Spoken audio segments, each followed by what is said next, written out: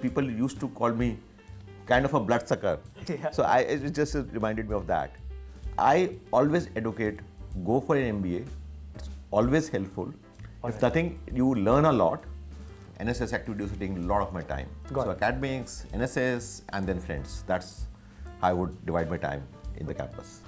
And then of course we have Kishan Lal canteen. We can go there till 2 o'clock. But my go-to meal was a nice cup of tea, which I would prepare in my room. Okay. So in my hostel, people were aware that if they want a cup of tea, even at 2 o'clock at night, they could walk into my room and they can get a cup of tea. Even when I was going from my interview at Indian School of Business at the age of 36, I will be honest, I was very nervous whether I would be able to clear the interview, what would be my GMAT score, and I want to do a full-time MBA. I didn't want to do a part-time MBA. I just want to do a full-time MBA because I thought that will be most useful. Yeah. Then, at the age of 36, whether I would be able to compete with people or the students, fellow students, where average age is 24, 25.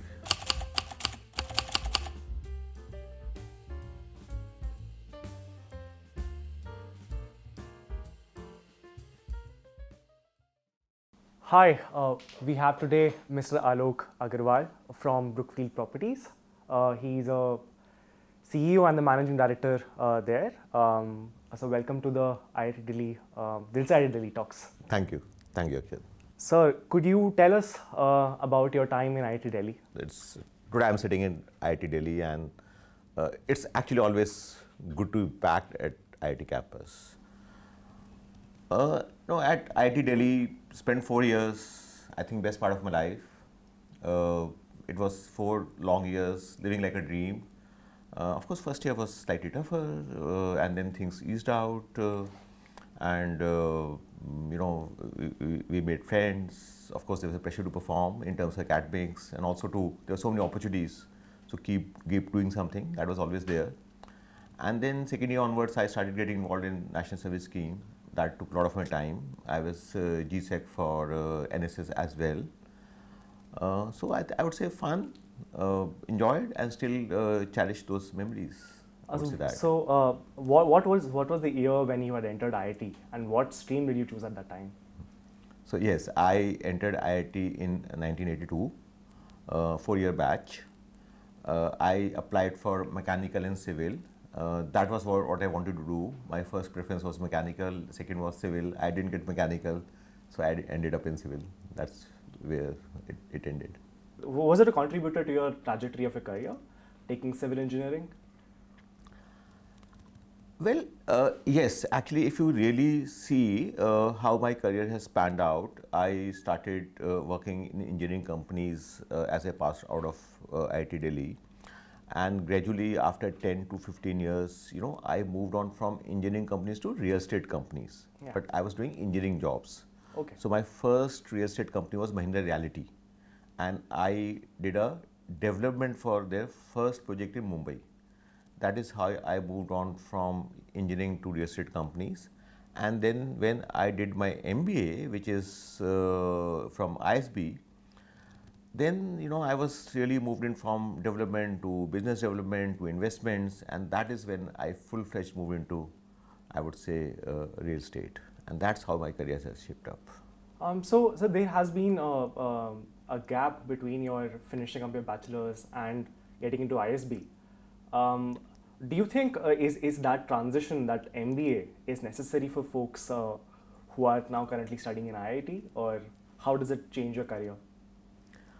Yeah, so my view here is even without MBA, a lot of people had done fantastically well. Desire to do MBA for me was driven by 2 reasons. One thing was to do a lot of learning. Yeah. I mean, one was to, of course, career enhancement.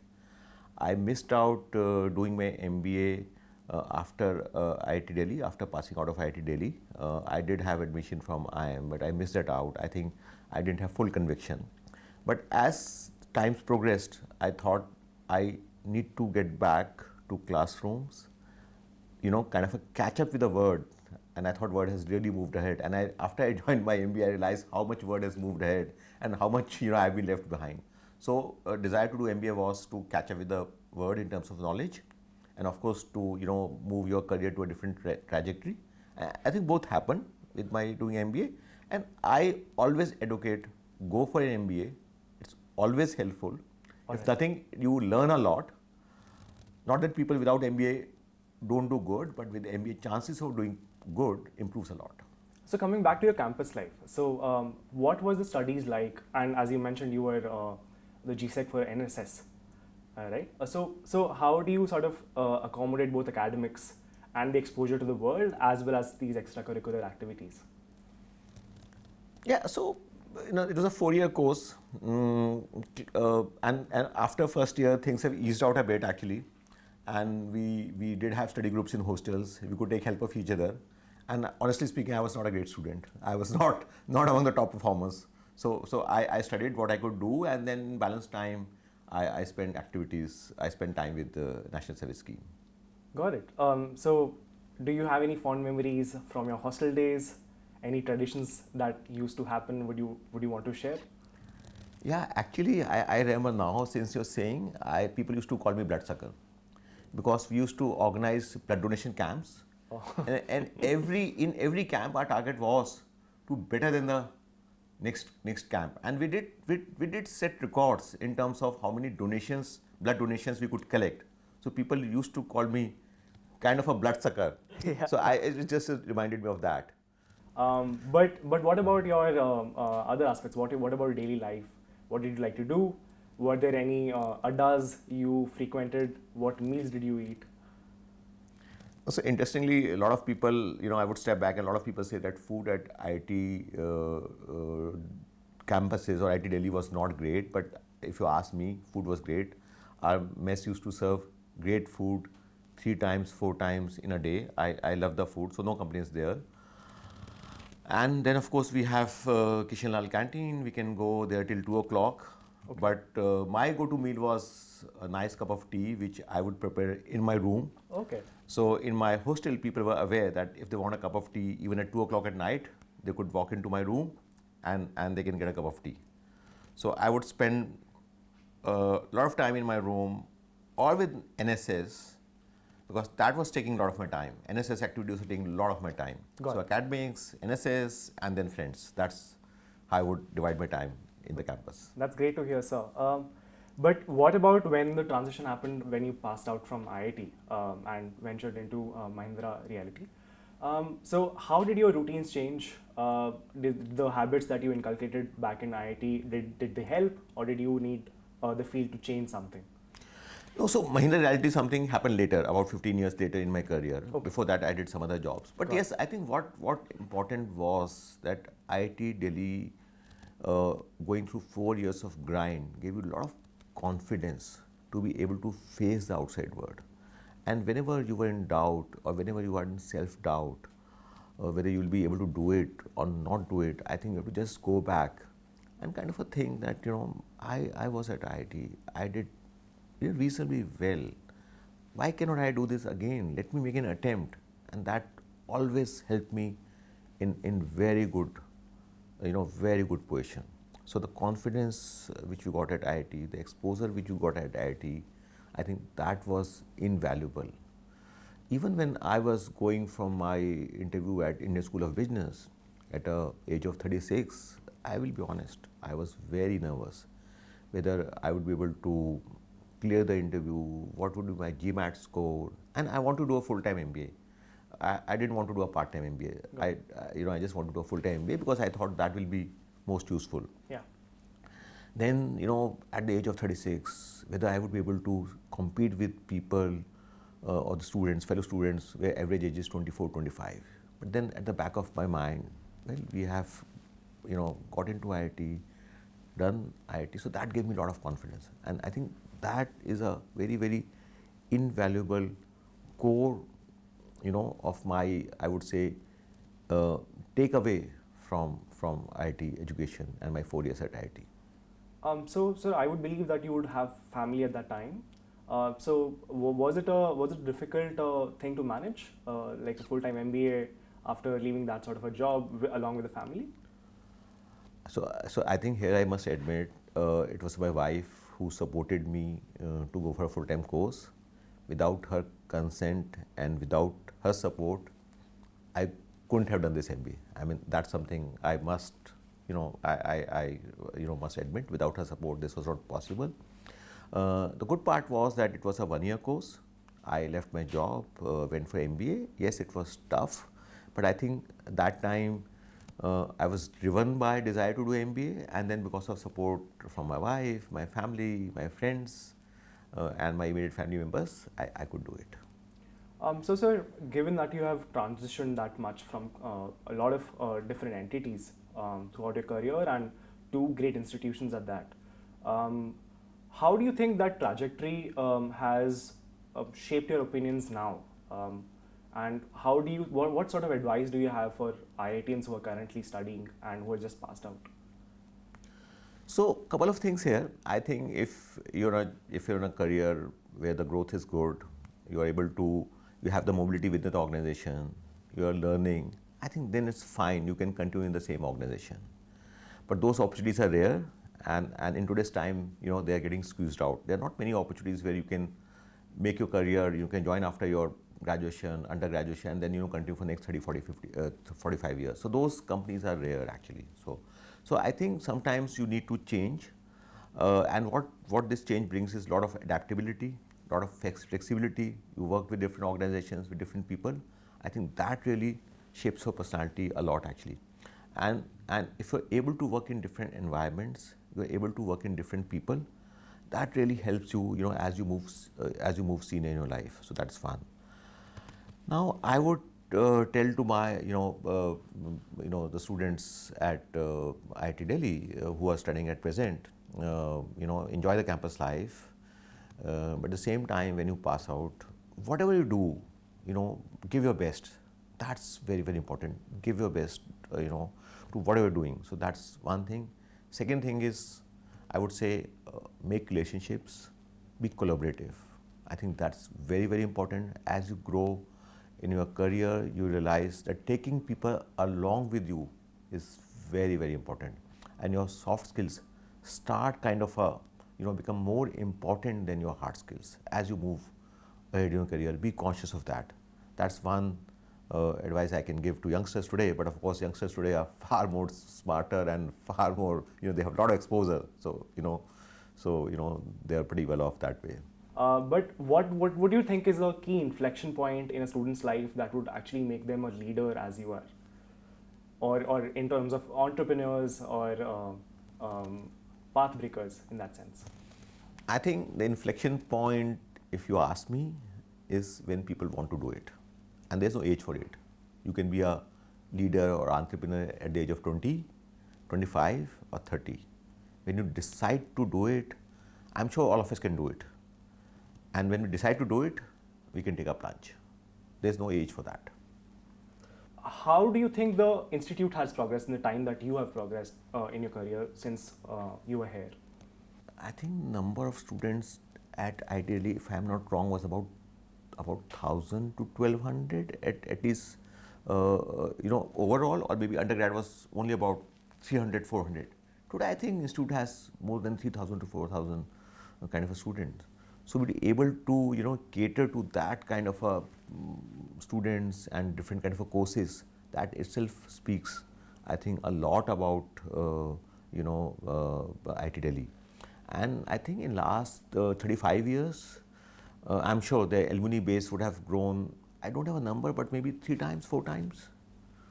I don't have a number. So today, if there's 60,000, I don't know what was the alumni base in '86. I don't know, but I am sure alumni base is so important to every institute. And in last, I would say 40 years since I passed out, or 35 years, there's so many of IITians have created a phenomenal mark for themselves and brought glory to institute. So the growth of institute has been phenomenal. How do you now see the institute going forward in the next 10-15 years? What's probably your perspective of it? So if you see my desire or my wish is that in next 10 to 15 years, if IIT Delhi can be among the top 10 institutes in the world, and we can have people from various countries across the globe, kind of falling over each other to take admission to IIT Delhi. I think that's something what I wish for IIT Delhi, and I know IIT Delhi can be at that position. I think it's a question of time. Right, right. That's again encouraging to hear. At the same time, sir, I want to highlight your contributions to the institute and its growth as well. You had recently endowed the Rama Kanta Chair. Could you speak about that a bit? Yeah, so that was again, honestly speaking, after passing out from IIT Delhi in '86, of course, I was, a few years I lived in Delhi, then I moved to Bombay. I spent 20 years in Bombay, and my connect with IIT Delhi was there, but I think it was had bit kind of thinned out. I always wanted to get back to IIT Delhi, contribute, because today what person I am, my core values are shaped by my, my education at IIT Delhi. I would always be grateful to IIT Delhi for the exposure, education, and guidance I have got it here. So it was a kind of a effort to get back to institute. That was the main desire.